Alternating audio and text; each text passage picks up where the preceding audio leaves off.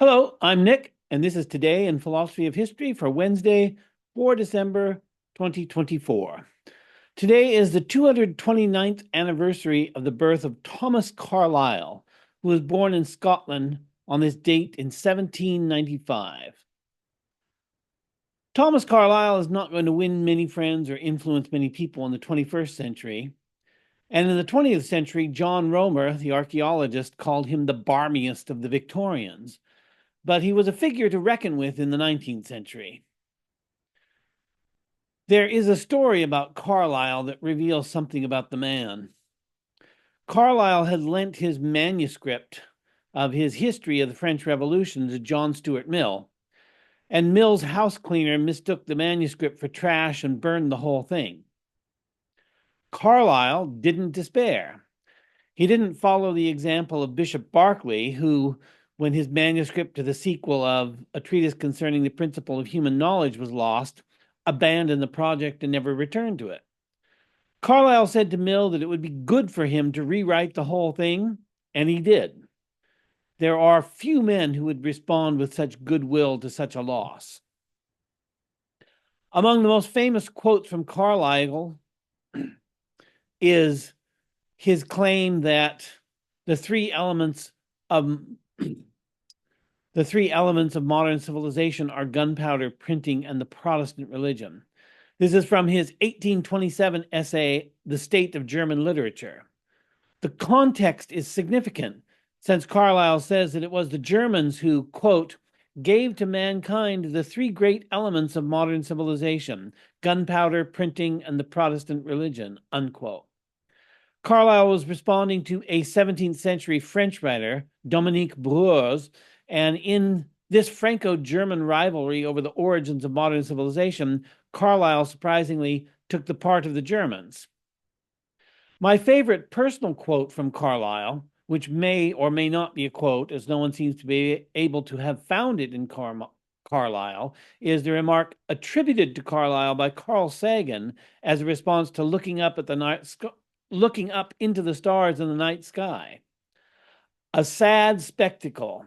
If they be inhabited, what a scope for misery and folly. If they be not inhabited, what a waste of space. If Carlyle said this, or said something like this, it's certainly one of the most curmudgeonly quotes in history. Recall that Kant said, quote, two things fill the mind with ever new and increasing admiration and awe, the oftener and the more steadily we reflect on them, the starry heavens above and the moral law within, unquote. How a man reacts to the splendor of the night sky says a great deal about his character, and indeed about his attitude to nature and man's place in nature. For Kant, the identification of self with both starry heavens above and the moral law within was immediate. This was an expression of identity, and it's the familiar naturalistic identity of the contemporary world in which a man is a naturalistic being in a naturalistic universe who came about through naturalistic processes. Kant's Enlightenment reflection on the stars is something we can all recognize today, but Carlyle's attributed quote, while it's readily understandable and no less naturalistic than Kant, strikes us as something unexpected. And Carlyle can be sometimes as shocking as Nietzsche. In these stories and quotes from Carlyle, we can glimpse something of the man and his mind. His perspective was largely naturalistic, as I've already implied, and somewhat pessimistic. He had a great industry for work. His writings are voluminous but little read today, with a firm grasp of the big picture, and he was himself perhaps the embodiment of the saying that one need not hope in order to do one's work. Anyone whose unflagging industry involves rewriting an entire book lost to unfortunate circumstances is prepared to work regardless of the calamities of life. The book that comes up time and again with Carlyle is his On Heroes, Hero Worship, and the Heroic in History, originally published in 1841, which many take to be Carlyle's definitive statement of his conception of history. It's easy to dismiss this as a piece of vulgarity, an uncouth philosophy of history that places heroes front and center, and certainly no one today wants to be accused of hero worship. But Carlyle doesn't have to be reduced to such a vulgar scope. Wilhelm Windelband framed Carlyle's interest in heroes in a distinctive way that places Carlyle in a different light than that to which we are accustomed, placing him in the lineage that includes John Stuart Mill, Comte, and Henry Thomas Buckle. Quote, "Here the proper sense of the antithesis is disclosed. On the one hand, the life of the masses, with the changes taking place conformably to general law. On the other hand, the independent value of that which presents itself but once and is determined within itself. In this respect, the essence of the historical view of the world has been by no one so deeply apprehended and so forcefully and warmly presented as by Carlyle, who worked himself free from the philosophy of Enlightenment by the assistance of German idealism and labored unweariedly for the recognition of the archetypal and creative personalities of history, for the comprehension and veneration of heroes," unquote. That's from Wilhelm Windelband's A History of Philosophy, with special reference to formation and development of its problems and conceptions. In my episode on Windelband, I talked about how Windelband distinguished between nomothetic sciences on the one hand, which emphasize the law-like and the universal, and idiographic sciences on the other hand, which emphasize the contingent and the particularistic. History, Windelband argued, is an idiographic science. And what Windelband is saying in this passage is that Carlyle's approach to heroism captures the idiographic dimension of history, while the nomothetic dimension of history is captured by general laws that hold good for the masses, but not for the exceptional individual who appears but once in history. In my episode on Henry Thomas Buckle, Carlyle's younger contemporary, whom Carlyle nevertheless outlived, I mentioned that for Buckle, heroes are nothing in and of themselves. They are merely an expression of their time. Carlyle, no less a Victorian than Buckle, gives us the antithetical view that the times are an expression of the great men who have created them. But note, according to Windelband, that actually we've got a dialectic of the nomothetic and the idiographic, because the general run of men, Windelband tells us, can be treated in a nomothetic fashion, whereas the exemplary man or the hero is an idiographic figure within history. So both elements are present, and it's a question of which is emphasized. But clearly, Carlyle emphasizes the heroic and the exemplar, whereas Buckle emphasizes the law-like regularities. We can expand Carlyle's conception of the hero in history by applying the concept of heroism beyond individuals, perhaps to institutions, for example.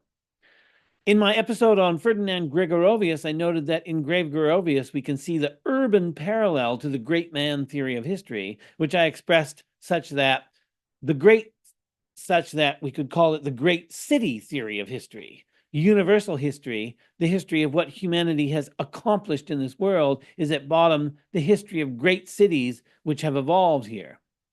I've adopted this and adapted it from Carlyle, Mutatis Mutandis, where the original appears in the first paragraph of the first lecture of his On Heroes, Hero Worship, and the Heroic in History, where Carlyle writes, quote, "Universal history, the history of what man has accomplished in this world, is at bottom the history of the great men who have worked here.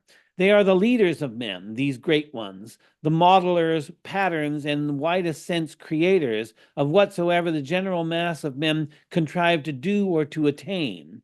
All things that we see standing accomplished in the world are properly the outer material result, the practical realization and embodiment of thoughts that dwelt in the great men sent into the world. The soul of the world's history, it may justly be considered, were the history of these," unquote. We could also extend this idiographic treatment of history to singular ideas, which often have shaped great men and great institutions and great cities, though all of this takes place against a backdrop of regularly recurring incidents of life that can be described nomothetic, or even regularly recurring ideas that can also be treated nomothetic. Often we must describe these things nomothetic, as most of the record of the ordinary business of life has been lost. We excavate this nomothetic record of the ordinary business of life from archaeological finds, but the books that describe social history only begin to appear in historical times. And for most of history, then, we are innocent of any record save the archaeological record, which favors the non-heroic in history. So the hero only appears either passed down in folk tale prior to written history, or it appears with the written historical record. So is it the heroic and the idiographic that is the substance of history, or is it the non-heroic and the nomothetic that is the substance of history? Either claim can be defended, and it would be a worthwhile exercise to produce a rigorous argument on both sides of the question, since each position highlights a different aspect of history. We could say each gives us a different perspective on one and the same history. I interpret Henri Pirren's conception of history to focus on that aspect that is the norm in human affairs. As Pirren described, quote, all historical construction, which amounts to saying all historical narrative, rests upon a postulate, that of the eternal identity of human nature. One cannot comprehend men's actions at all unless one assumes in the beginning that their physical and moral beings have been at all periods what they are today. Past societies would remain unintelligible to us if the natural needs which they experienced and the psychical forces which stimulated them were qualitatively different from ours. How are the innumerable differences that humanity presents in time and space to be explained if one does not consider them as changing nuances of a reality which is, in its essence, always and everywhere the same? Unquote. What Pirren describes in this passage from his paper, What Are Historians Trying to Do?, is all about the bulk of the human life, which is neither exceptional nor heroic. But Pirren does recognize the innumerable differences that humanity presents in space and time, and these innumerable differences perhaps describe a continuum that varies but little for the most part, but occasionally, for the exceptional individual or event, sharply diverges from the norm. But then we return to the norm again after that individual event or idea or whatever that has been exemplary has passed. We can contrast this conception of history in which, for Pirren, human nature is normative and therefore presumably predictable to some degree. We can contrast this view to Hugh Trevor Roper's formulation of history as purposive movement. Quote, history, I believe, is essentially a form of movement, and purposive movement too. It is not a mere phantasmagoria of changing shapes and costumes, of battles and conquests, dynasties and usurpations, social forms and social disintegration. If all history is equal, as some now believe, there's no reason why we should study one section of it rather than another, for certainly we cannot study it all. Then indeed we may neglect our own history and amuse ourselves with the unrewarding gyrations of barbarous tribes in picturesque but irrelevant corners of the globe, tribes whose chief function in history, in my opinion, is to show to the present an image of the past from which, by history, it has escaped. Or shall I seek to avoid the indignation of the medievalist by saying, from which it has changed? Unquote. Purposive movement in history requires a catalyst, a great man or a great institution, a great city or a great idea that can be the catalyst that provides the directionality for purposive movement in history. And just as we can observe in relation to Pirren that even if history departs from the norm in the person or the hero, it nevertheless returns to the norm. In relation to Hugh Trevor Roper and purposive movement, we can observe that the result of purposive movement in history is to shift even the bulk of ordinary life to a new modus vivendi, so that it is not precisely the same norm to which we return following a singular and transformative movement in history, perhaps catalyzed by a great individual, but becoming then purposive movement for all. But rather, history returns to some new normal that has been conditioned by the new presence in history that has launched the purposive movement. I said earlier that Carlyle's conception of history is naturalistic. And for me, one of the most interesting aspects of Carlyle's implicit naturalism is to be found in his 1830 essay On History, in which he presents a comprehensive vision of history as the unification of the present with the whole future and the whole past.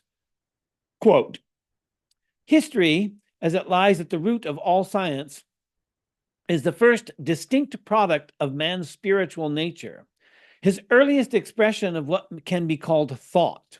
It is a looking both before and after, as indeed the coming time already awaits, unseen, yet definitely shaped, predetermined and inevitable in the time to come. And only by the combination of both is the meaning of either completed. The Sibylline books, though old, are not the oldest. Some nations have prophecy, some have not, but of all mankind, there is no tribe so rude that it has not attempted history, though several have not arithmetic enough to count 5. History has been written with quipo threads, with feather pictures, with wampum belts, still oftener with earth mounds and monumental stone heaps, whether as pyramid or cairn.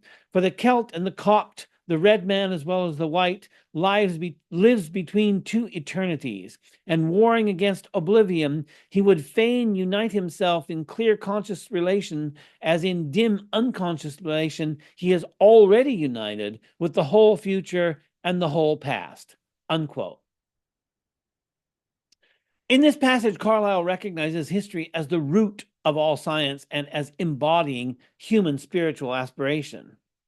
It may be that this mixture of nascent scientific knowledge and spiritual aspiration has been, in part, responsible for history not having yet achieved a fully scientific form. It still has too much of human aspiration in it to be a value-free scientific inquiry, as Max Weber would have it, and as would be required by a rigorous naturalism. And we have countless examples of how the spiritual aspiration has been perverted and betrayed, making history serve ignoble ends. But the same can be said of science, or of any science, or of the whole of science. We haven't given up on science despite its failings, and perhaps we shouldn't give up on history as a distinctive admixture of knowledge and aspiration, despite its equal, if not greater, failings than those of science. So Carlyle is, as I've said, primarily naturalistic in his outlook, even if not rigorously so.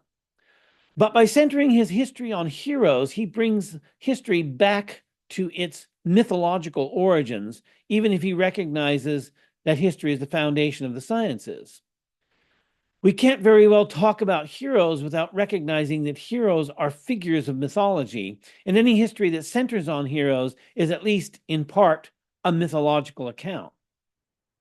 Spengler is another philosopher of history who is primarily naturalistic in his thinking, notwithstanding his many idealistic accents found round the edges, but for whom the hero and other mythological elements are vitally present, because the mythological dimension of history is part of the incommensurable particularism that marks off one culture from another. While there may be a monomyth of the hero, which was Joseph Campbell's argument, the monomyth in itself is schematic, while particular heroes like Theseus, Aeneas, Arjuna, Sigurd the Dragon Slayer, or steady old Wainamoinen in the Kalevala are interesting because they are unique. This naturally grows out of the idiographic imperative implied by taking great individuals as the motive forces behind history.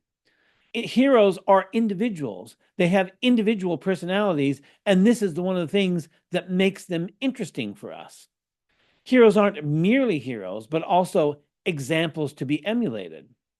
Heroes not only shape history, they also shape later individuals who aspire to shape history. That is to say, heroes shape future heroes. I talked about this in my episode on exemplary history. A hero echoes down through time, making further heroes who then make history in their turn, so that history itself echoes down through history in a kind of reflexive movement. And whether that reflexive movement is a purposive movement, or whether it is a deterministic movement, whether it is purely idiographic, or whether it is at least in part nomothetic and admits of projection and prediction, is another question. Happy birthday, Thomas Carlyle, and thanks for listening.